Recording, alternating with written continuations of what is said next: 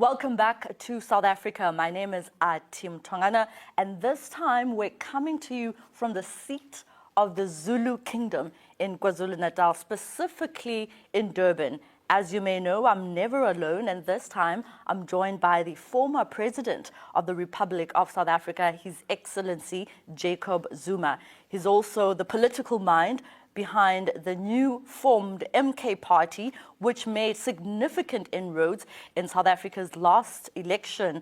They are now the third biggest political party in South Africa, even taking up that seat as the official opposition party in the country. Baba, thank you so much for joining us on RT. Thank you very much to meet with you as well. So, as I mentioned, the MK party making significant inroads in South Africa's general elections. What are your plans? And perhaps let's start with what you think the biggest achievement of the MK party has been thus far. I'm sure if we were to tell the truth, MK is the youngest political party, just 1 year old. But it has been able to attract the feelings and the wishes of the South African population.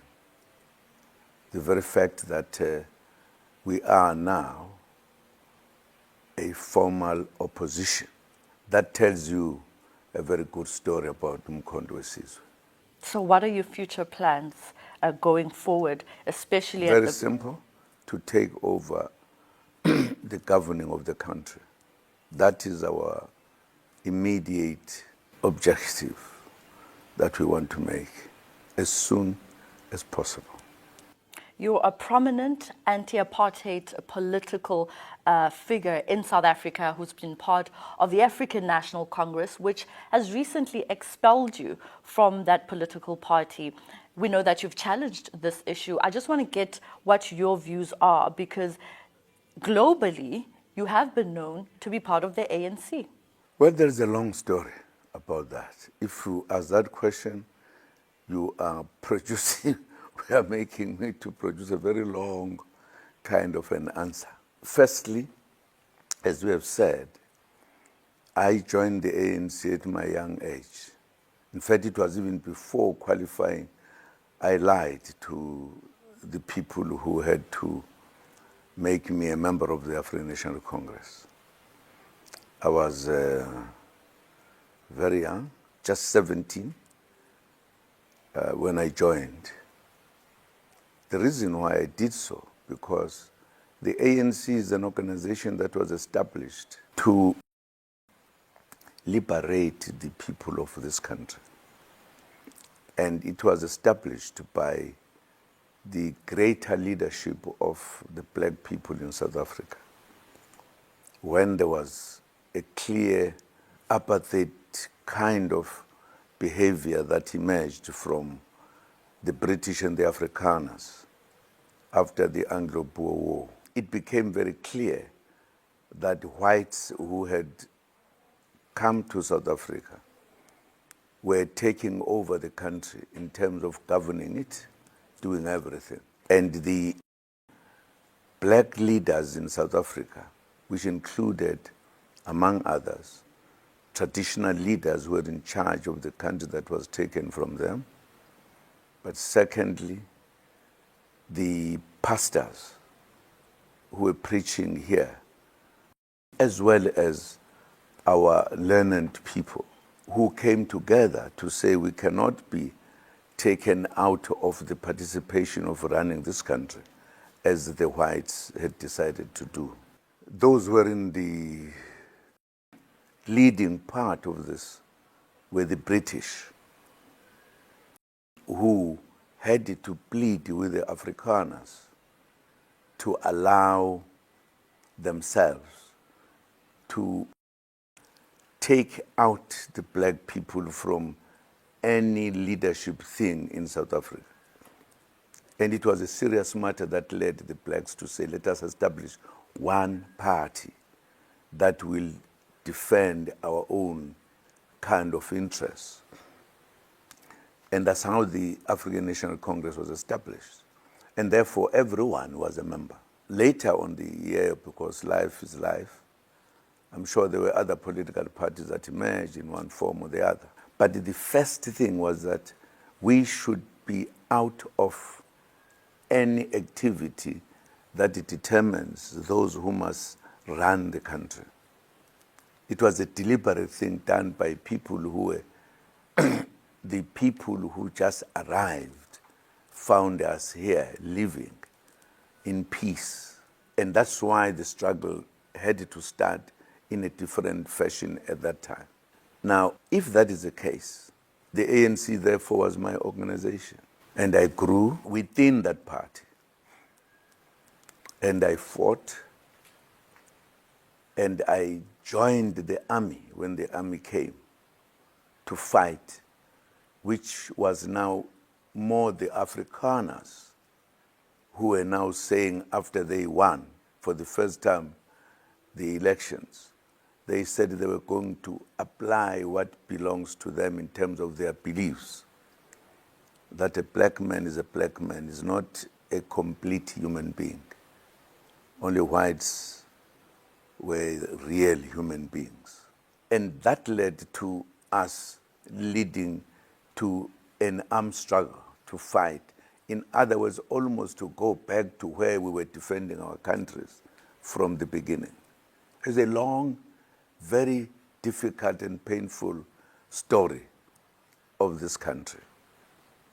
Now, once that was done, then they indeed increased what was called, popularly known, that the life in South Africa between black and white was strengthened to make the blacks feel the pinch, feel that the people who were white were superior, we were inferior in whatever way.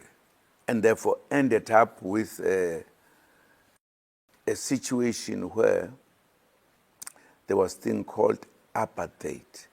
In other words, dividing the whites and the blacks, that they cannot be the same.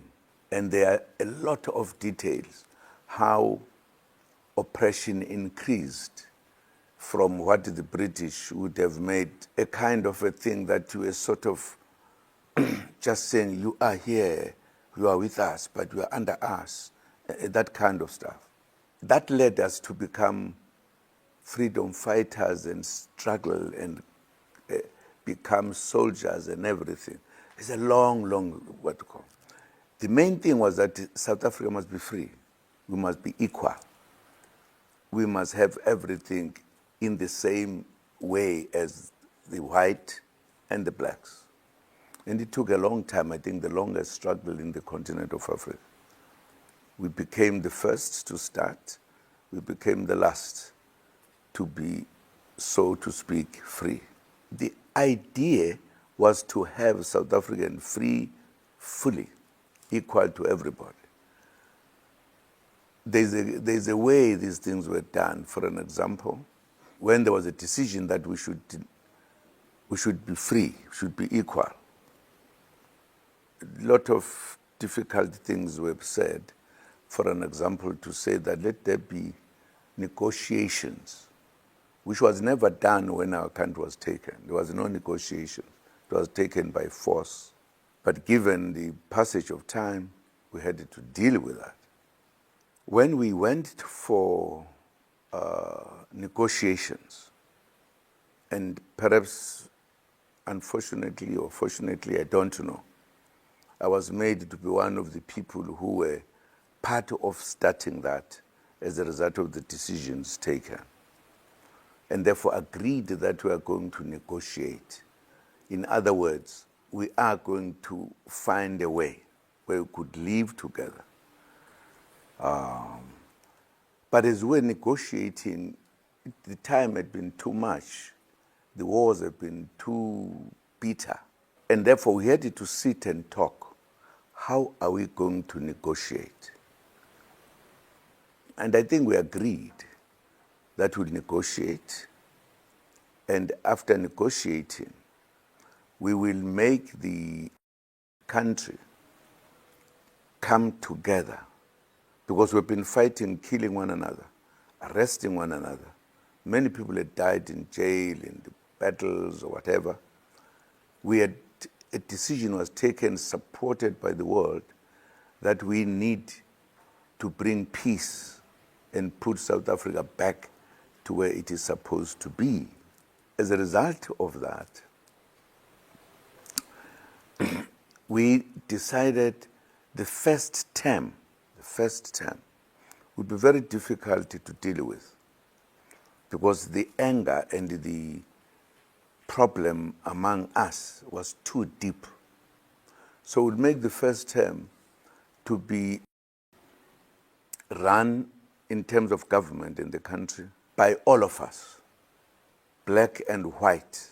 Parties that will win a particular number will then be the ones who will be part of a government that will be put together. We called it government of national unity. In other words, we're trying to unite these people who have been fighting for years. In other words, even the manner in which the agreements will be soft, to allow us to come together, to accept that we can live together.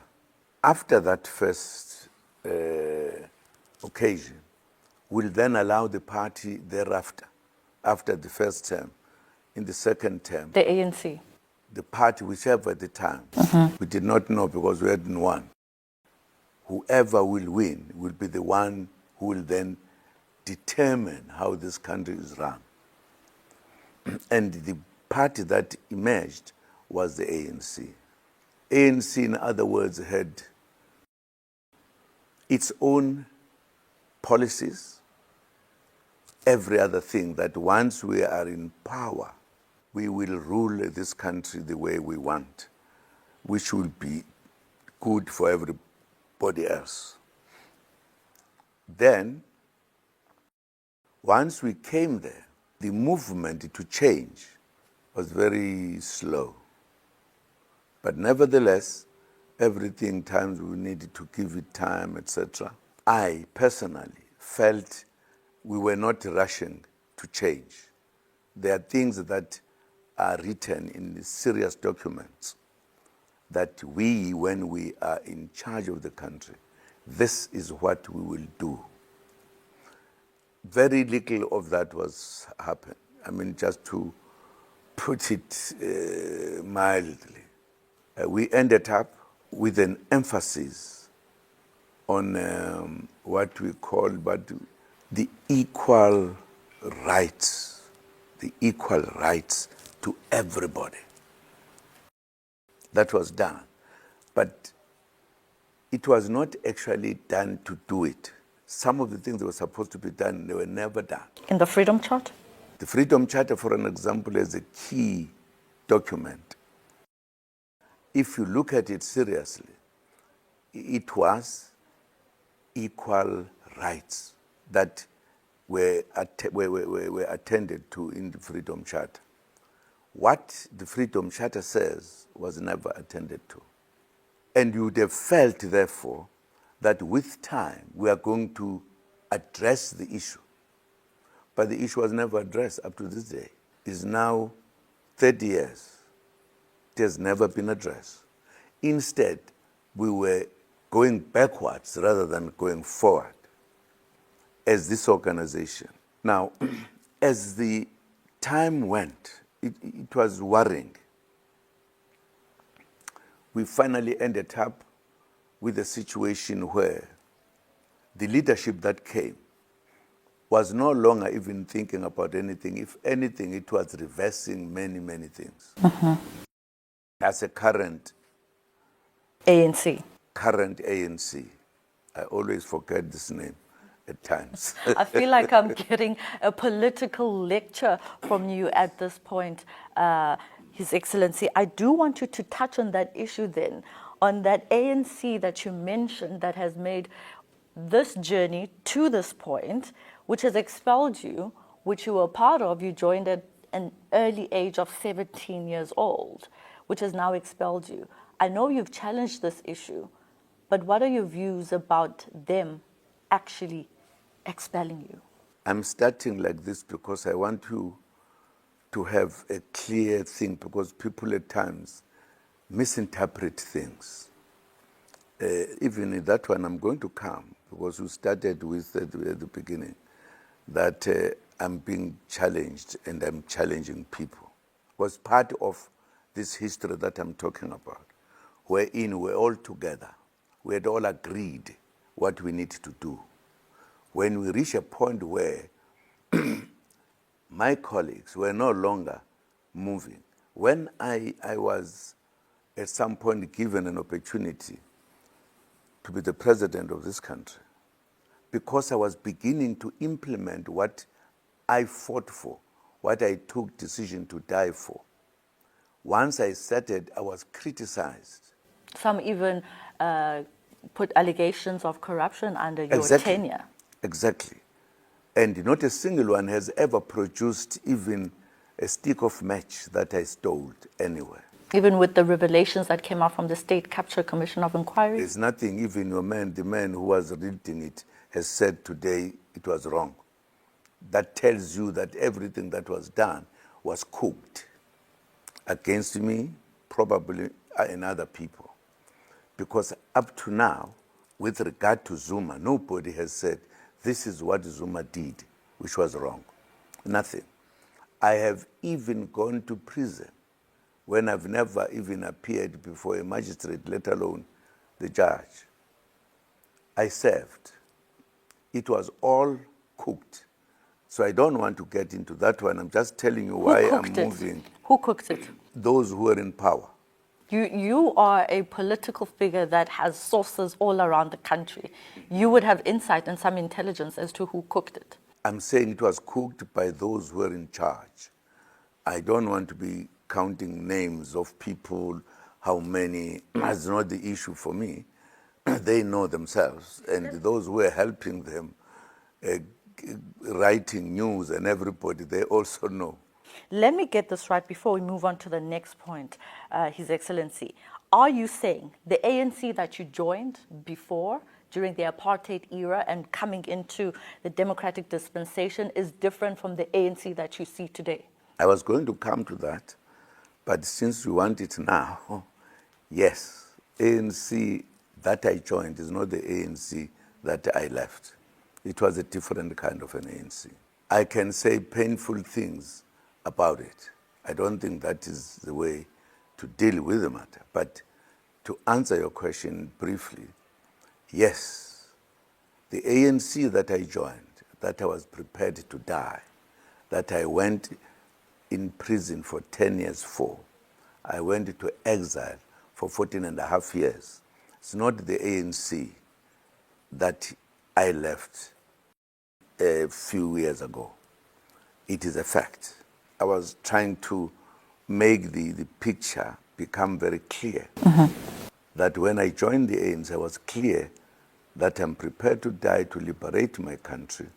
And once my country is liberated, how this country will be, how it will be governed, is as clear as anything. I don't want to tell you many other things. Being the former president, I was in a conference where I pulled my hand to make a contribution. And deliberately, I was avoided until I could not put across what I thought. That was not the ANC. In the ANC, every member had the right to speak his mind or her mind. That's no longer the ANC I can talk about. So I don't want to dwell in those, because it will make me discuss too many other things that are not that important. Okay. Because what I'm trying to say is that the reason why I took a decision is because the ANC was no longer the ANC I knew. So what is the difference? I could no longer put an opinion, even if when I put my opinion, it was put aside. And therefore, that is not the ANC. That was not the believing of the ANC that you can be deprived of your views as it is. I wouldn't want to get into that, because the point I thought it was important was to say we reached a point where you could no longer do what you were doing when we were ready to die, because you were no longer allowed to speak. The kind of leadership that emerged were wrong leadership. Perhaps if you'll be still around when I write my book, you must read it. I might be saying more things in details. What happened to the African National Congress of Tambo Mandela. So what is the difference between the ANC then and the MK party? No, before getting there, I want you to head it nicely, because you just know that and not know any other thing. I made all the efforts. I did not just walk away from the ANC, because I still wanted to correct it, because it was an organization I trusted. But the people who were leading were no longer interested in that. They were doing another type of running of the country outside the serious policies of the ANC. And I could not stomach it. Is that the current leadership of the ANC that you speak of, that you're referencing? Absolutely. I'm speaking of them. Speaking of them, it's just 2 years I've left them. If not two, I'm getting to the second year, first year. That is what I'm talking about. They moved off the policies, the things that the ANC was established to do. And they were no longer listening if we wanted to say, can you put this thing right? I then took a decision to continue fighting for a complete free South Africa, because the ANC was no longer the ANC. We now call it Gogo. You know what it means. Grandmother. Grandmother, exactly. Yeah. Because, in other words, implementing the policies of the ANC was no longer the issue. The issue was to reverse it, including the poorness in the leadership itself. What they were saying, what they were talking about was no longer what we know. It's interesting that you mention the policies of the ANC, which is now in a government of national unity with the Democratic Alliance that has different policies from the ANC. What do you make of this government of national unity? Is it reminiscent of that negotiation, a period which you alluded to, which you mentioned as a soft agreement, so to speak? I wish I was just talking, not you asking many questions, because I'm coming to all of those questions. But there are good things we may not understand. Because if we talk about government of national unity of today, we are talking about many things that happened even before the ANC chose to take the enemy to be the comrade. Because if we jump, and I don't think we are going to get what I would want to, why I took a decision. The decision I took is not a small decision, it's a serious decision. I wouldn't have taken it. I respected the ANC. The very fact that I've said I remain a member of the ANC is a story of its own. Why would I do so? I thought I would go through a little bit of that so that when we come to this, we understand exactly what has happened. Firstly, a very funny president came in, very funny man, who came from the working class, as they call it, right? Whom today is always a mystery. How did he emerge up to becoming the president when there are people who had been there all the time? Are issues one day we might want to talk about. And I'm not talking about them. I'm talking about what made me to take a decision to leave the ANC. Not to leave it as a member, not to vote for it. Not to vote for it. And I made it very clear, even to them, that I'm remaining the ANC, but I'm not going to vote for the ANC. I'm going to vote for the new party, uMkhonto weSizwe party, because they have deviated from the policies of the ANC in many respects, which, as I said, when I have time to write, I'll write to explain this for the sake of our history, because they moved away. But what is critical is that when it was difficult to do anything, I had no alternative but to continue to finish the liberation of our people. And that's what I decided to do. And I gave it a very serious thought, which at times our friends would not understand, not only outside of the African space or whatever, that in fact, it was very difficult. But people who might not have been with us, they wouldn't understand why will a man like Zuma, who was ready to die, who went to prison and did everything. For the ANC. For the ANC. But the ANC is an organization for the people of South Africa. If the ANC begins not to take attention seriously of the people of South Africa, then why are you there when you're not a leader? Because if I was still a leader, I would have said, okay, I'm now going this way. But I knew when I was a president, I was made to leave that office before I could finish, because those people who were doing that to me were clear that my being the president, I was quickening the process of changing or also implementing policies.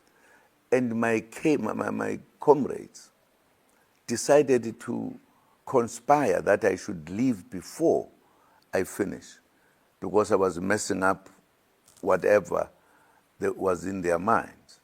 So it's not like something that happened now. And that's why if I talk about this, it's not a matter of just going over in not explaining what happened so that somebody will understand. Part of the reason, for an example, I said I would remain in ANC and I would fight, I would go to court as we are going to court. Because it was not the ANC I joined, it was not the people who died that I could have said, oh hell, with you guys, me, I'm gone. I had to remember them.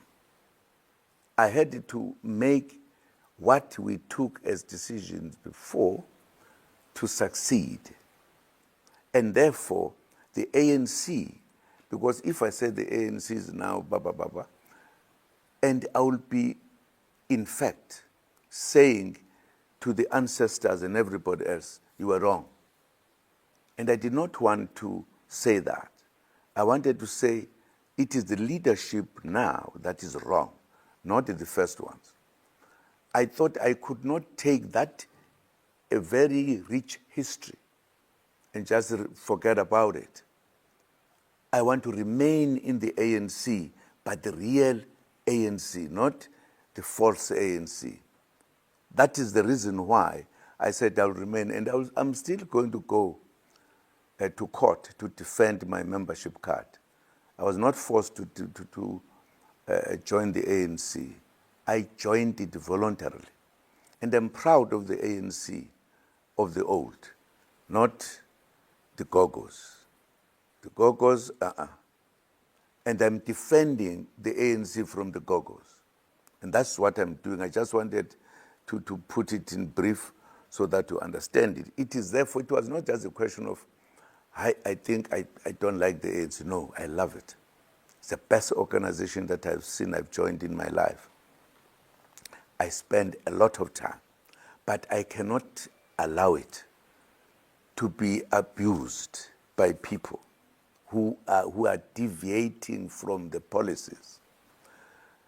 That's the reason why when I decided to have an organization, because I couldn't just go and sit down, I thought I should think very carefully even the name of the organization, uMkhonto weSizwe, it has its own history, which will appear in my book the day you read it, why it was important for the name and why it resonates so well with the South African people, because it tells the truth we know about the ANC and about those who died for the ANC. So, in a sense, people don't seem to understand how. I've been asked by my former colleagues in the continent who don't understand, because I did not shout this or say, now I'm doing this without knowing what I'm doing. How could you leave the ANC? And I've said, no, I left the rotten ANC. Very, very, very, very funny. But the ANC I joined, that made us to liberate South Africa, I'm part of it. And therefore, I have a responsibility to correct the ANC, take it back where it is supposed to be, away from people who are not interested about where we need to arrive. That is the thing. I just thought I should explain these little ones at this point so that you don't worry to say why this happened. I tried my best. I can tell you more other details where I even sent a memorandum which was given by a branch in this province, asked me to do so because they were not listening. And I sent it, they acknowledged it, but just ignored it. So the reason why I established this party, and this party cannot go wrong, uMkhonto weSizwe, it's a well thought out party for a number of reasons that demonstrate how we, who were part of the ANC, understand the politics of this country and the ruling, the manner in which this country is ruled. It is absolutely critical. The ANC is no longer talking about what we used to talk about in the real ANC, about the people of South Africa. There is more starvation, more problems that you have, more poor people. There is no attempt to change the people, particularly the black people, so that they are part of a country that is rich, that is supposed to have everything, but they are deprived of that. So let me ask you this then, before we move into global issues, His Excellency, what do you make then of the ANC working with parties like the Democratic Alliance, the IFP, and all these other smaller political parties in the GNU? You know, if you just look at the GNU, it tells you the whole history, that we are dealing with the ANC leadership that could no longer differentiate between the oppressor and the oppressed, because it is a fact. Precisely because of uMkhonto weSizwe, which had more votes than anybody else, and that is still in court to deal with it. You had a situation where members, revolutionaries, believers on the liberation of a black person, and we could look into what is happening here in this country. The economy, you can count them by fingers, few fingers, black people who are big business people. It is all white. In 30 years, you can count them a few. We still suffer in many ways. And we go from elections to elections. There's almost a pretense that everything is well. Even when we say we are going for elections, we are no longer talking about the actual things that affects black people. And when there is almost like numbers are almost like together, and you want to change who will help one party to increase her numbers, and those revolutionaries go to reactionaries to say, let us be together and have the government of national unity. What are you uniting? What are you governing? With the DA. With the DA. DA has been the opposition all the time. The ANC move to join them, leave everybody else who's suffering. That tells you how much they are no longer caring of the poor white, poor black, who still need to be freed. It tells you the story. What is worse, the DA actually says it in public. This is not like a government of national unity. It's a government of between the two, ANC and them. Simple.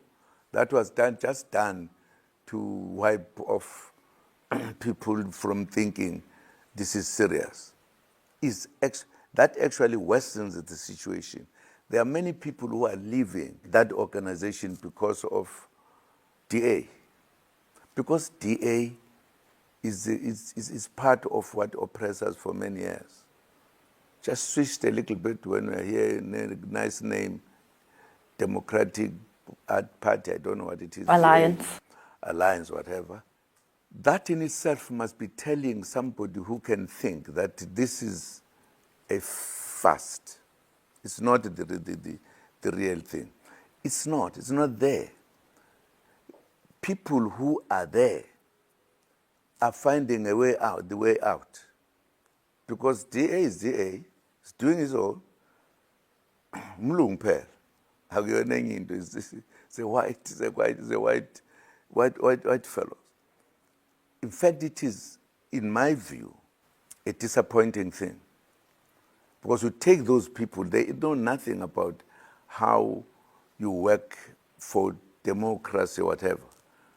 And they represent us all over the world. We who disagree with them a great deal, we now disagree with ANC. Totally disagree.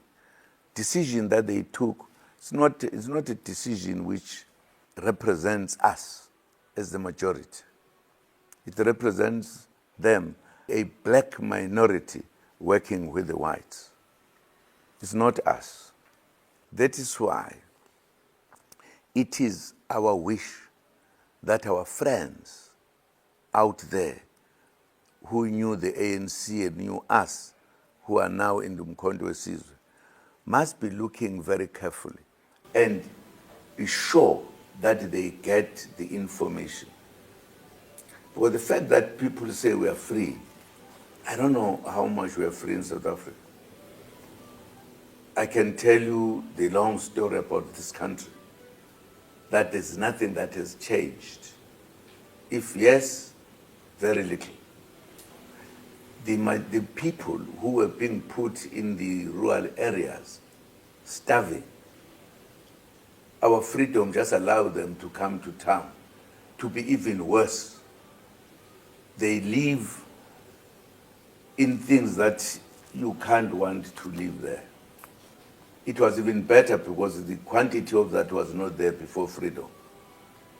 Yes, there were small little dokies where people were sitting, blah, blah, blah, but they were smaller. After freedom, there is more in town. The visible of starving is more than when we're free, in terms of the numbers in the cities, etc. So people can decide to mislead people or whatever, but the reality is that we are in trouble. And we, some of us, cannot wait for that.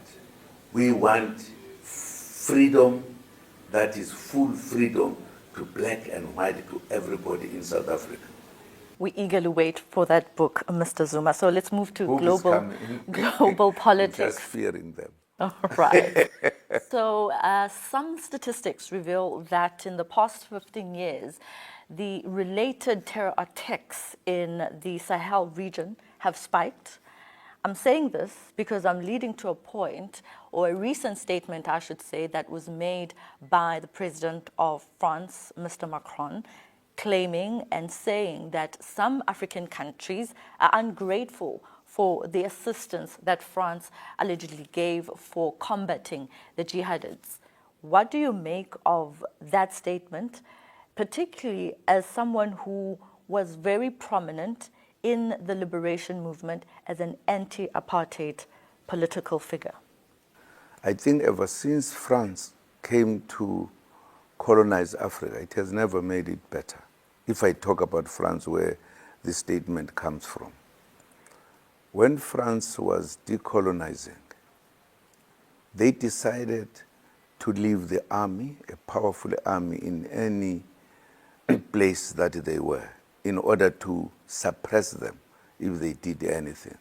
That was not thing for us to say thank you, because they did not do what they were supposed to do. They decided that the resources, money, will be determined in France on behalf of the Africans who were freed here. I don't know what France thinks about it. We should have said thank you very much to take our money and use it there and have the soldiers. This is what has led to the recent coups. So it's a wrong statement. I don't agree with it because it has not helped us.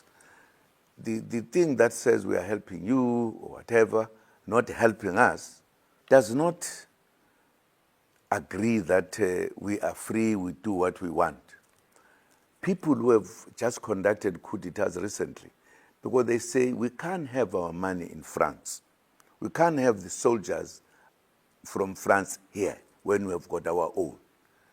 That in itself tells you the man is just talking. He does not know how black people have suffered from white people, particularly the French. So I don't even want to debate that one, because it would take me to debate things that are too far. I'm busy dealing with the situation here, with the British in particular. But I just want to stay a little bit with regards to France. Chad, I'm sure you agree with the statement that they've said, claiming that Macron is insulting the intelligence of African countries by insinuating that they are ungrateful. I'm sure you agree with that statement. Of course, yes. I'm agreeing. I did not want to get into the details. I just wanted to say that fellow is wrong. We have suffered since they colonized us up to this day. That's what I was saying. In other words, I was answering the question that it is part of what whites think about us. I'm sure you also agree with Senegal and Ivory Coast's decision to withdraw the troops, French troops in their regions. I'm Absolutely, sure you do. I agree totally. In fact, it is too late. They should have done a long time ago, because it is wrong. Why are the forces of a French country are stationed in Africa, in the country of somebody else? Why? It's because they think they're our fathers. And I think that time has come. We cannot longer wait for that. So you're saying Africa should be seen as a powerful continent that can call the shots for themselves? It is a powerful continent, only disturbed by the colonizers who are still colonizing us in a modern way they think we cannot see. Recently, the U.S. Secretary of State was lambasted for the U.S.'s stance when it comes to the Israel-Hamas war, or genocide, if you may.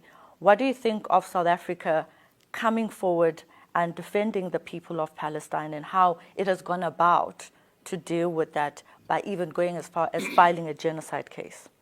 No, I think there is an old problem we have, that those who were oppressed many years ago are are still oppressed.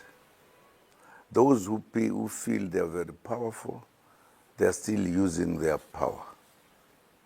For an example, the whole world looked at a country in the Middle East where buildings were bombed, small kids were killed. And the world, the civilized world, absolutely said nothing. Nothing.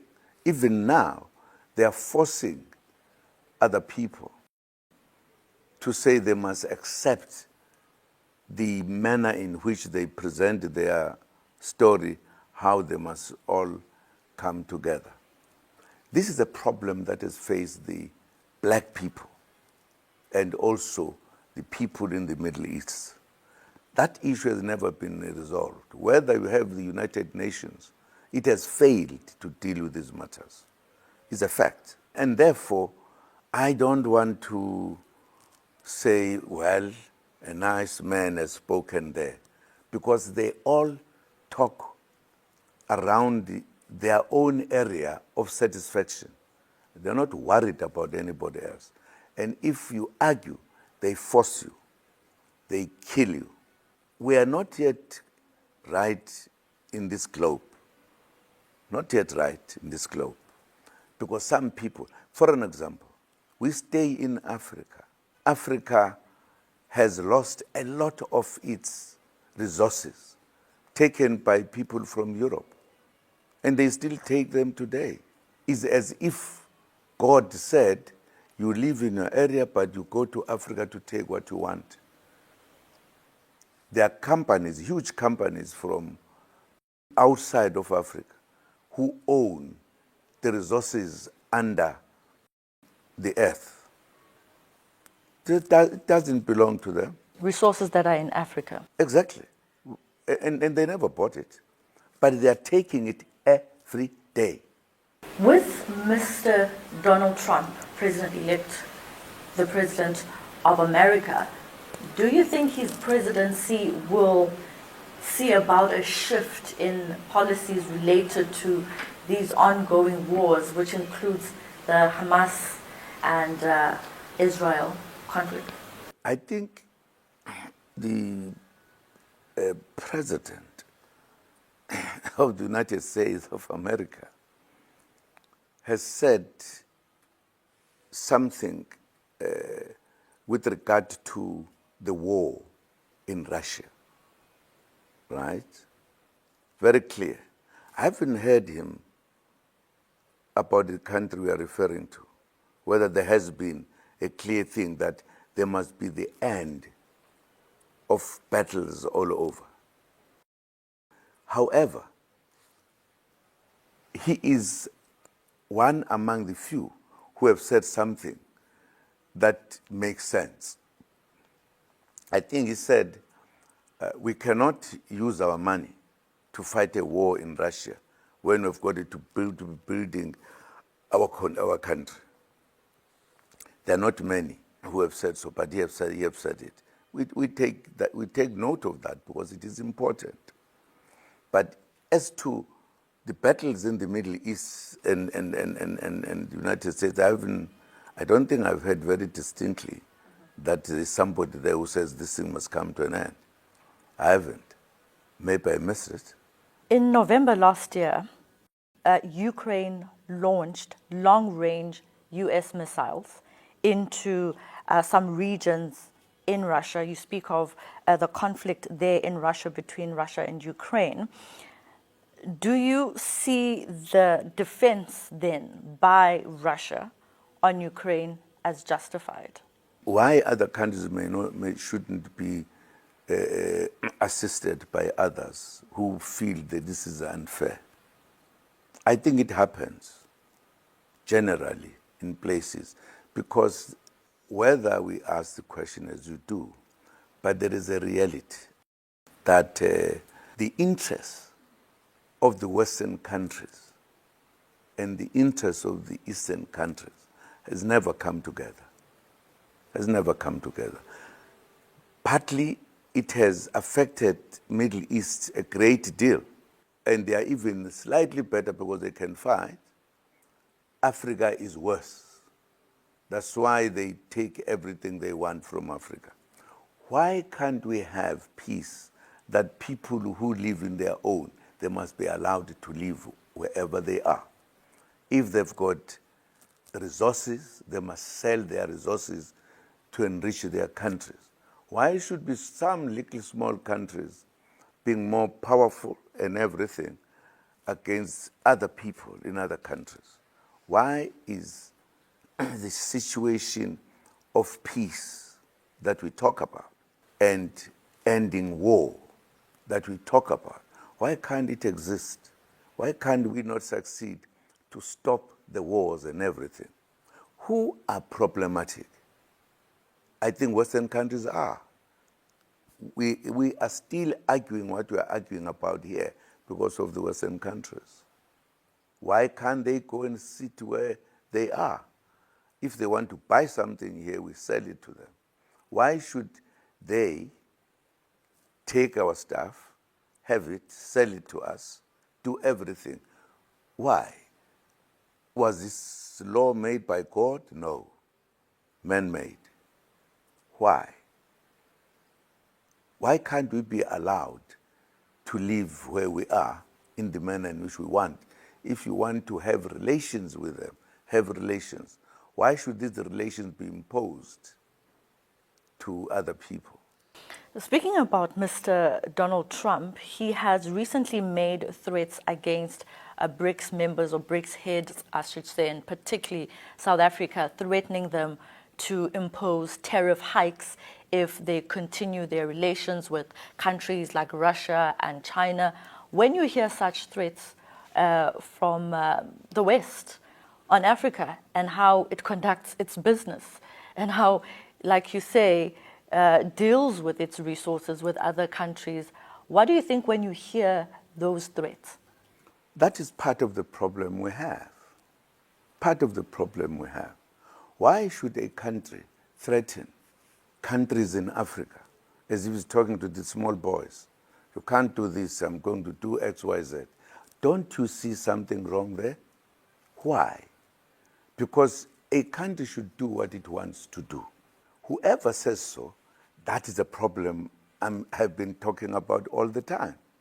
Because you have a country with its own resources and everything, which says these countries are my little ones. You can do this with somebody else, we are going to be in trouble. Why? There is totally something wrong in the manner in which big countries treat the countries that are small, the countries that are said to be probably not as big as whatever. Why should that happen? Why should a person threaten you when you take your own decisions to have relations with some people? Then you must be taken into some problems. Why should that be the case? I don't think we need that. This is what we are saying as Africans. We don't need, you know, when South Africa joined BRICS, we haven't talked about those matters. It was very important because, among other things, was to deal with this very issue, that there are countries that must be like in prison. And because the West is, in a sense, dealing with these countries, and therefore there are countries that we cannot deal with. Now, it's not correct. It's not correct. BRICS brought something different to try to bring equality. Part of the reason, and I can tell you one day, not today, that there was a deliberate, why you ended up with a war in Russia, is because the Western countries were trying to put down BRICS. If you know what they did in Latin America, in Lula. He even went to prison when he had no case, a case that was established. This man he's out now because they decided to say, this little one let us deal with. in order to also disrupt this, they changed the party in India and forced that another party must come in so that you reduce the party that was joining BRICS, that was part of BRICS. I am an experience of that. Part of the reason I was removed before finishing my term was also to deal with BRICS. They put their newspapers or media to say China was going down, the economy, blah, blah, blah, lies, and felt that Russia must be attacked. All of that is part of BRICS' coming into being. We haven't talked about those matters a lot because that has not been the issue to talk about. But I'm just saying, you deal with Western countries who are always causing trouble, who are always making other people get into trouble when it is not supposed to be. Now, what has happened to them? Because they attacked Russia, Russia said, sorry, we've got our oil here, and whoever wants our oil is going to use the Russian money. Do you know that changed the world somehow? Because many other countries thereafter began to say, we are going to BRICS. BRICS now has more, whether full members or not yet. Only if you have a grouping like BRICS can you bring this earth into sanity. I'm glad you spoke about BRICS because I wanted to get your views there on some of these African countries also wanting to be part of the BRICS umbrella and the notion and the probability of a BRICS currency, which some even point to a de-dollarization, which has threatened America. What do you think of that? I think that's absolutely wonderful. BRICS is moving, and we need BRICS. We need BRICS because BRICS is not colonizing. BRICS is doing business, relationship with everybody else. And I'm happy that many countries, that some countries in Africa, Middle East, have seen what needs to be done. That is going to make this world be a world with a kind of relationship that will make people not starve in other countries, whilst in other countries they don't know what to do with the money. The governments of Burkina Faso, Mali, and Niger have accused Ukraine of arming rebels in the Sahel region in particular. Do you think that the international community is reacting to such a move or these allegations against Kiev that they are allegedly training rebels in the Sahel region? And of course, I don't have the facts about that, but I could just make some comment about this business. You know, we in Africa, we were slaved. Serious, where human beings were sold as an article of commerce, where many people were killed in many ways, where people were bought and the person would do whatever he wants about the person, kill, whatever. There was a fight against slavery. When the slavery system was stopped, finally the whites realized it was too much. With us, they then put something with a name that is a little bit, we remember, colonization. I don't know what it means. We're colonized. From slavery to colonize, to being colonized. Colonization, what it meant? It actually meant the big countries take small countries, just take them. You are now my country. That's why we ended up with colonies, something funny. And they were going to sit with us forever. We are in English, but we are in English also in South Africa, and it's whatever around it. We then decided to start fighting for our liberation, which we did. In other countries, they did not want, like in South Africa, they didn't. They thought they were here to stay, blah, blah, blah. Where that ended to? Ended in a situation where we went to ask the Western countries to help us fight our oppressors here. They actually said it to us, to the ANC in particular. We are not going to train you to go back and kill our cousins and our people, whites. And therefore, sorry. That's what led to us going to the socialist countries who were ready to help us. And it was the help from the socialist countries that made us to be at least recognized that we could have guns and shoot and defeat, and we liberated ourselves. In some cases, when they realized this is what we're doing, you know what they did? No, we can't govern. We don't know how to govern.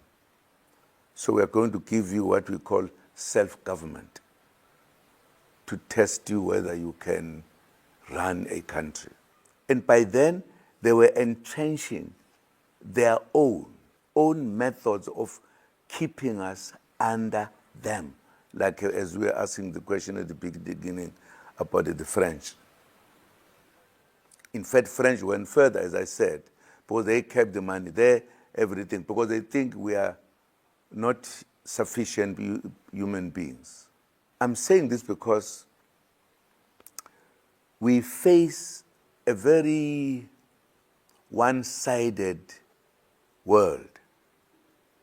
Those who are white in color have everything. Those who are not white, they must suffer. That is the problem we are faced with. That's a problem. And therefore you hear big people here talking about telling you every other thing, as if they molded us to become what we are, and therefore we belong to them. It's not true. We need to fight forever, liberate ourselves.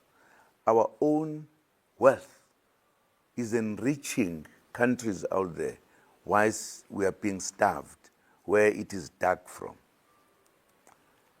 It's not an innocent thing that when we all are human beings, you happen to be at a corner where you have everything, you must then be a target.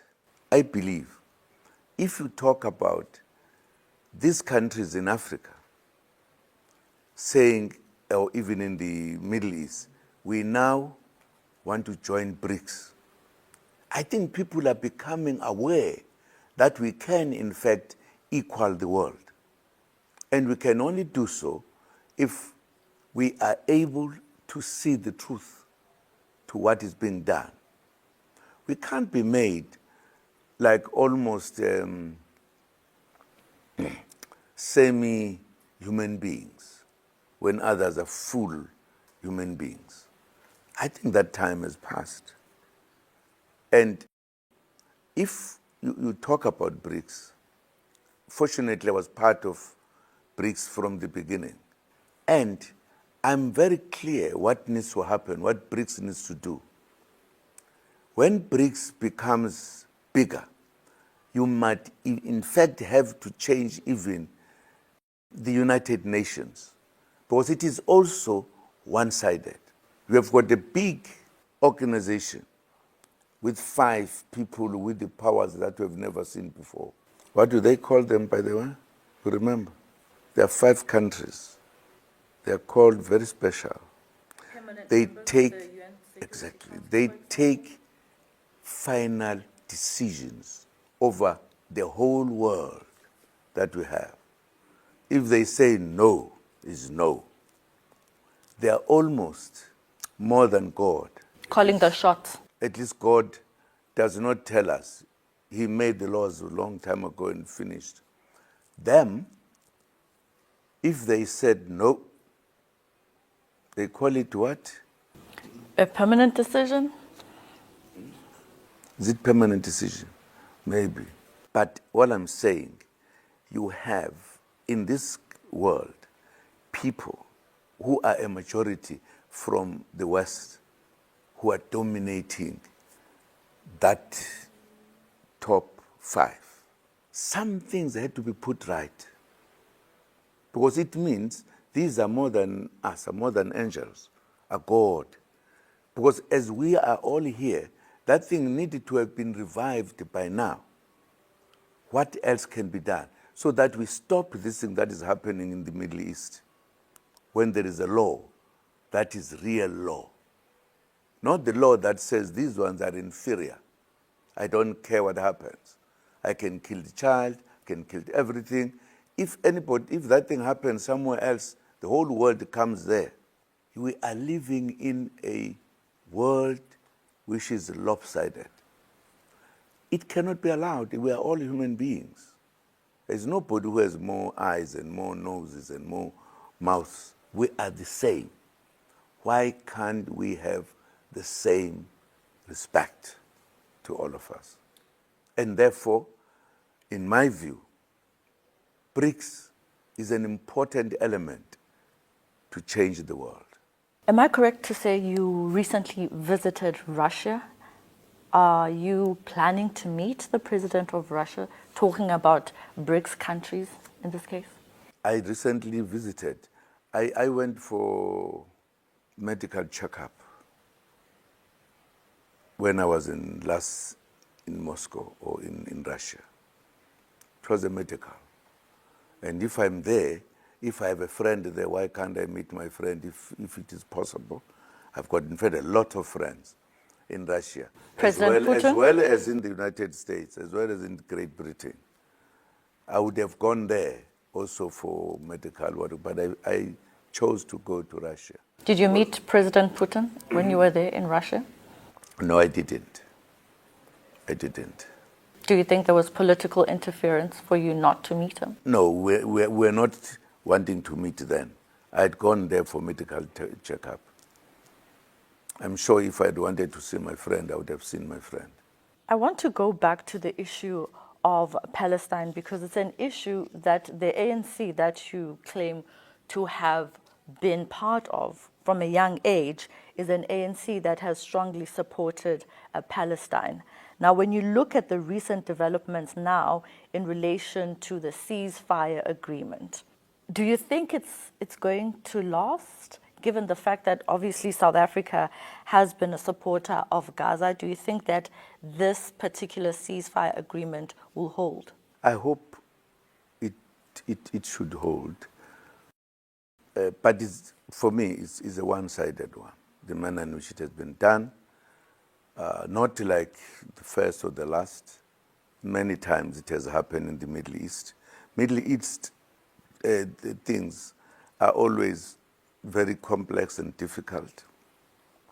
If we were to have equal understanding of how we should live among one another, there wouldn't be wars like that in what you call. What causes wars? There are reasons as well. Part of the reason Africa is suppressed up to now is because of its wealth it has. And I'm sure in the Middle East, maybe they also have something. Are you sure they do? Don't you know? Are you suggesting? They've got oil, Yeah. a lot of oil there. And that's why there are issues. The issues are provoked by the fact that others want to take from others what belongs to them. And they utilize their power to do so. It is unfortunate. Some of the agreements that are there are forced, like the one that now we're talking about, that we've got to have the ceasefire, is forced in reality. If you were to be honest and tell the truth, it's forced. The Israeli Prime Minister says that his country is ready to get back into it and resume its attack on Hamas, should the second phase of the ceasefire agreement collapse. Do you think this will actually take place? Why is the world keeping quiet when one country threatens another country like this? When we have your United Nations, we have got everything. Why? Because no matter how much we discuss the issue, if there is no equality, the small ones will always suffer. So it's a matter that at times you feel you don't want to say even anything because the world is not honest to itself. What do you think South Africa should do then in that case if they resume what South Africa has deemed genocide in Gaza? Well, at the moment, I'm not in power. I don't know what the ones who are in power will do. What would you do? If I was in charge, I would have, in fact, even by now, as they are discussing, I would have gone there to discuss the matter very seriously. Why there is inequality? I mean, people have been their places flattened, people died, everything. You still demand such much thing to say this is what we want. I mean, there is what we call it negotiations. It's just negotiations. You know exactly those who are powerful are the ones who win, who even say, if this is not done, I attack. I've got the right to attack. Why should some people have such right when others don't even have the smallest right?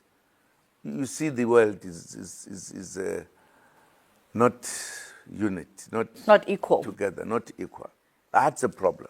The president of South Africa led an African delegation to Russia and Ukraine to try and put forward some resolutions to that long-going conflict there. Do you think that African countries, when they get into these discussion tables, do you think they are taken seriously? I mean, right now you speak about how you would go there if you were in power. Do you think African countries are taken seriously when they come about with some solutions for these conflicts?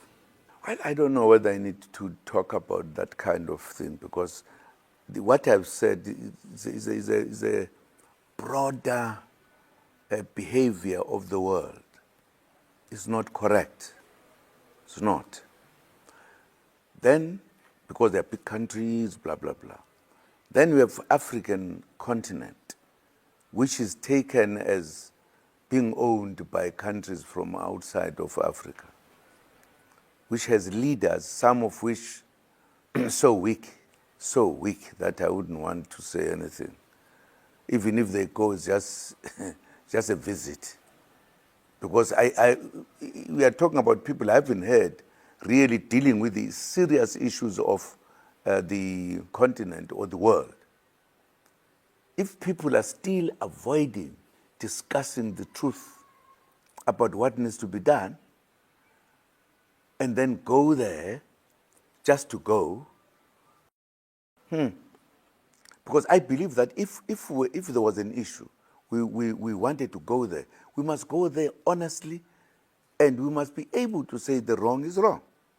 Do you think that African countries are taken seriously when it comes to their input in resolutions for conflicts?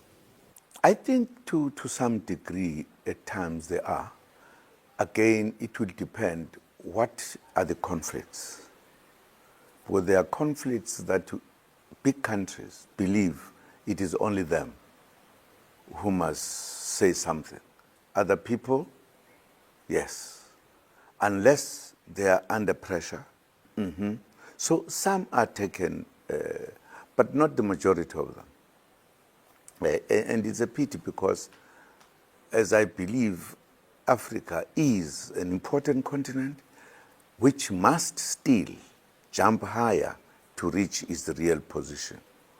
Because Africa has many, many things that other countries outside of Africa need. That's the reason why they were able to risk the seas to come to Africa, because they got to know that Africa has everything. But it was precisely because of that Africans were put to a place where they should not be taken very serious. Because if you have been colonized and you are still indirectly colonized, you are still a weaker factor. So that goes together with your input that you make. Is it taken serious? Because if they feel, for an example, no, we don't want this, they will do so. If they want to come and attack you, they will kill and attack you. I'm sure, just to make it more clearer what I'm saying, Gaddafi was killed because his country was beginning to say Africa must stand on its own and live in its own life. And for that, because he was talking like that, he had to be killed by the civilized Christian kind of people when he had committed no crime, except to talk about Africa, our country. Do you think Africa has what it takes to be independent then? You spoke about slavery, colonization, and still being indirectly colonized through the systems and what is actually happening in the African continent. Do you think Africa can stand on its own and stand up against big bullies, as some have put it, against countries like America that can make threats, against countries like Europe that have come in to use some of our resources? As I said, it depends what type of an issue or of a situation we're talking about. Economically. Whether economically or otherwise. Once the Western countries feel these ones now are becoming too big for their size, they will come in. And they've done so in Africa, came in on a number of times. Just before Gaddafi was killed, I was the last president who went to his country. I went there to talk to him when NATO was bombarding that country. In fact, I was given instructions as the president of this country that you fly this way, you lower your triple, and people come from Europe, tell us in Africa, and we are in charge. That tells you the story of this continent. At the end, he was killed because he was very clear about Africa. And the Western countries did not want it, and they killed him. That's a reality we have. You were recently in Ghana, and there are many developments that are happening in the African continent. Look at what's happening in Mozambique, for example. You speak of Gaddafi, who you say was killed because of his view about Africa and wanting it to stand on its own. With your political experience, Mr. Zuma, and given the fact that you now have this MK party, which is the third biggest political party in South Africa, do you think Africa would be able to come together and stand together? We've seen what is happening in the Sahel region, for example. Yes, I think Africa, at this time, we've reached a point that we can, in fact, come together. We can, in fact, put Africa into our hands and develop it. The obstacle is the big countries, former colonizers in particular. The West. The West. Who would want to keep Africa down so that they are able to benefit from Africa, to control Africa? What is left is that Africa should come together, and it's better to have a country, Africa, under our control, with our resources in our hands. You cannot, if you look at the history of Africa, try to argue that Africa is good, blah, blah, blah, when you have countries that are still calling themselves mother body countries. It's a difficult thing. I think Africa has reached the point. As you said, I was in Ghana. I think the discussion that we had with the leadership in Ghana is a kind of a discussion that has not happened in the past.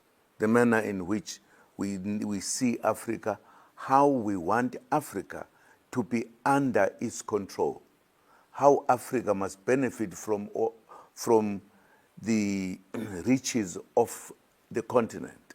I think the debate is changing, and it is a matter of time that Africa, one of these days, is going to be different. Let me just make the point here. When the former colonizing countries were faced with the issue of how to control Africa, they then concocted what was called coup d'etats, wherein they will plan, once in their countries, how to remove the leaders in Africa so that they put their own puppets. It took a long time. As a result, what is called a coup d'etat was hated, because how to take such good leaders like Kwame Nkrumah, and there are many others. But it was initiated by the colonizers. They will buy people so that people are able to kill their brothers for their own interests. You know what has happened now? There are few coup d'etats that have just happened. As a result of that kind of coup d'etats that happened, people today don't see the difference between those coup d'etats and these ones. But the coup d'etats that have taken place now are saying to France, enough is enough. Take your Troops. Your troops, our money must be here. If we were not misled, we would not be saying we cannot take these people as ours because it's a coup d'etat. It's just a name. They don't understand. These young people are saying enough is enough. That tells you where Africa is going. We are saying let that belongs to Africa to come and remain in Africa. And it's correct. What has been done is absolutely correct. Why should the French forces be sitting in Africa? Why should the money be brought from France to feed us when we have got our own? That tells you that the car is turning the corner. It is a reality. It is there. I have a clear understanding of what is happening. The coups of today are not like the coups which were defeating the ends of Africa processed by Europeans. It's a coup d'etat of the Africans defending themselves, taking themselves out of the kind of what these colonies have done to us. But some of us, even in Africa, we don't see it. We still want to put them away. They're doing a wrong thing, blah, blah, blah. No. They are actually taking the struggle to liberate Africa again. And me, I support it, I can tell you. Unless it is a kind of a coup d'etat like the ones before. These ones are saying, let Africa look after itself. Simple. You've enticed me there with your visit to Ghana, saying that there were discussions that are moving towards this idea of Africa strengthening itself. Do you want to give us a little bit of those discussions and the future plans? No, I'm just talking about the discussions in general. I don't think I'm talking about the details. I'm talking about that we as Africans, we are now saying time has come for us to rule our countries. time has come for us to have our resources looking after the African people, belonging to them. Who want to buy gold here and silver and everything must buy, must not take our resources here and go do it and come and sell it for us. That's what we are saying. There must be real understanding and equality and everything you can talk about. That's what we are talking about. That's why I'm saying Africa is turning a corner. Mutual beneficial relations. Absolutely. Now, let's move on to media and censorship. RT, the platform we are on now, is celebrating 20 years in December, and it seems to be growing audiences in the global south. What do you think of RT's existence in the space of countering Western media or Western news that is being spread all over because people don't have access to RT? I want to get a view from you as to what you think about what RT is doing in giving the global south a voice and countering Western media. I think the question of communication has been mastered by the Western countries many, many, many years ago. And many good things have been put aside by the media, always. I think Africa has in fact do more quicker to stand on our own, to tell our own stories, to tell the stories of those we think they are not doing the right thing. The problem is that the domination of the Western world media has been there for centuries. Many people think it is like things that were made by God or 10 commandments when it is not. I think our time has come that we should stand on our own, tell our own stories, not fear to tell the truth. That gold, that resources come from our country. They belong to us. We are afraid to say so. Our media is afraid because they think this belongs to them. Who gave them? Were they given by God or took it by force, whatever?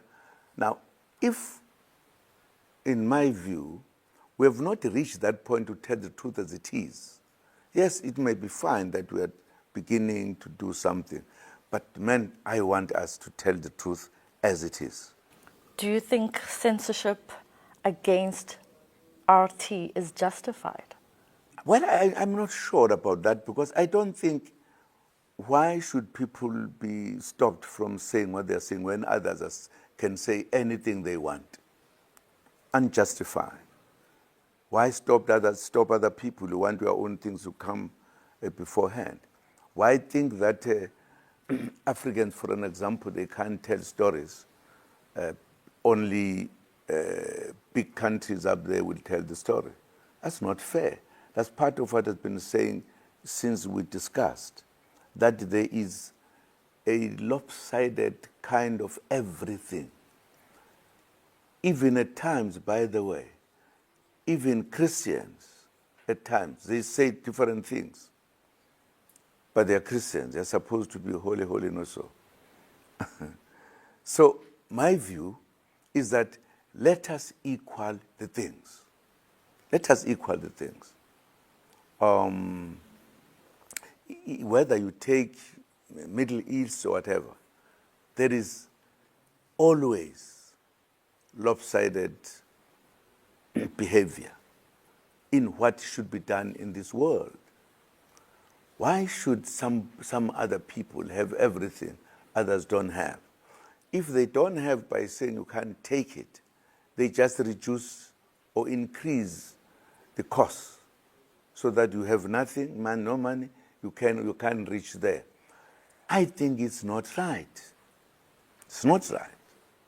As I let you go, Mr. Zuma, recently President Trump held a press a briefing where he engaged members of the media, and we heard him saying how he feels that the negotiations where Mr. Biden was involved in relation to NATO and Russia, he messed them up. That's what he said. Mr. Trump said Biden messed the negotiations up insofar as Ukraine joining NATO. And he says he would have handled it differently.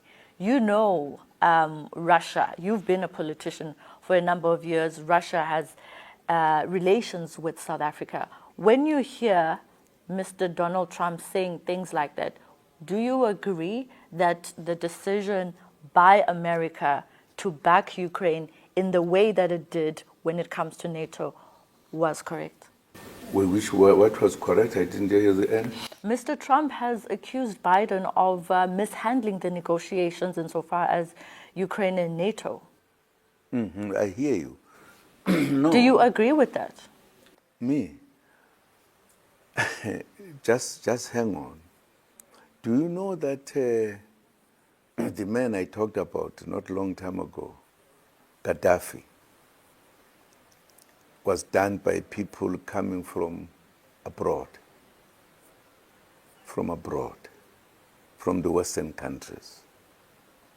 Agreed? Why they would go so long to Africa to kill somebody and think that it is correct to do so?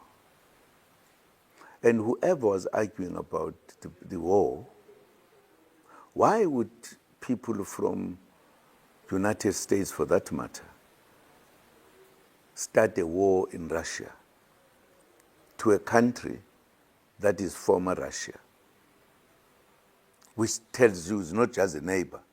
These countries were once together. And wanted to send heavy weapons there to kill the Russians. And Biden, or whatever, is sitting there, is encouraging that, is allowing his son and himself to start businesses there, which were also to help increase the military attack of Russia. I'm not sure I can say such a man was right. It was totally out of order. Because we always say we want peace. Say UN is for peace, blah, blah, blah. But this peace is one-sided. It's not a peace that is honest, clear.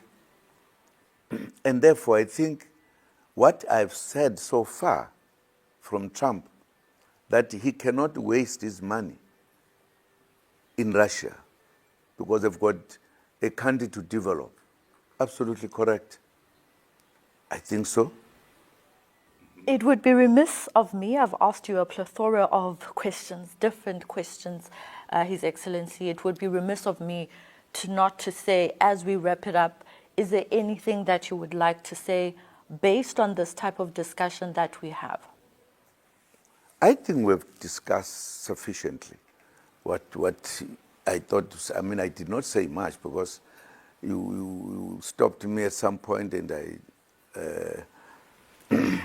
I said, fine, we discuss other things. I think we've discussed quite a lot of things. I could say more. If you want me to talk, I can talk until tomorrow morning. Well, thank you so much for your time. We really do appreciate it. We know you are a very busy man with the MK party new in South Africa, shaking up the political landscape. We really do appreciate you taking the time to talk to us on RT. Thank you very much. Well, that was a mouthful as we wait with bated breath the book that Mr. Zuma says he's putting together to once again add all his political views. Will put together. Which he'll put together as a certain thing. So we'll leave it here for now. My name is uMkhonto for RT News in South Africa.